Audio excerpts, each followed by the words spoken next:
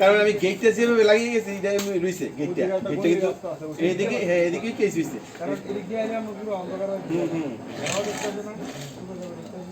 এদিকেই কষ্ট গেছে আর আপনারা সবচেয়ে বড় ভুল বেড়ার করে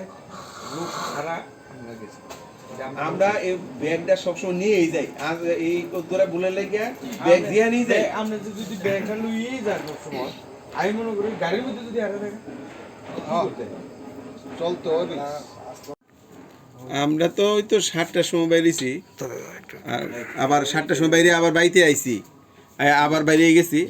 7টার সময় বাড়িতে আইছি কটার সময় ওই তো আবার আধা ঘন্টা পরে আইছি মানে কি দেখেন 10-3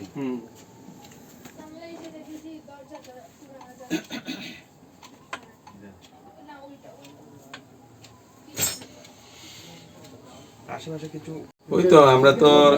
7টার সময় বাড়িতে বেরিলাম বাইরিয়া কালী মন্দিরে গেলাম তারপর আবার এলাম এসে তারপর দেখলাম গেলাম ঘুরতে টাউনে ওই তো 12টা 20-25 আগে ঘর ঢুকলাম ঢুকে দেখি পুরা দরজা ভাঙা গোডরেজ ভাঙা আর একসঙ্গে ওই ব্যাগে ভিতরে স্বর্ণগুলি আসলো আর ক্যাশ টাকা 60,000 টাকা আসলো মানে সবই নিয়ে আসে বিছানার নিচে আসলো এটা একটা ইয়ার নিচে ঢুকানো টাকাটা আর গোডরেজের ভিতরে আসলো তোর স্বর্ণ ইয়াডি একটা ব্যাগের মধ্যে সবগুলি নিয়ে গেছে কত করে স্বর্ণ নেব প্রায় 8 ভরি মতো নিব একসঙ্গে ব্যাগের ভিতরে ছিল সবগুলি কিরকম মূল্য হতে পারে মানে 8 ভরি বাজার মূল্য কীরকম হইব এখন মোটামুটি হইব তো প্রায় 4 লাখ টাকা মতো নিব 4-5 লাখ টাকা তো হইবই বাজার মূল্যে আর 60,000 টাকা ক্যাশ একসঙ্গে আসলো এটা কারণ আমার তো ট্রাভেলসের ব্যবসা এটা আজকে ব্যাংক বন্ধ থাকলে জমা দিতে আসছি না আর রেখে গেছি বিছানা নিচ্ছি বাস এটাই নিয়ে গেছি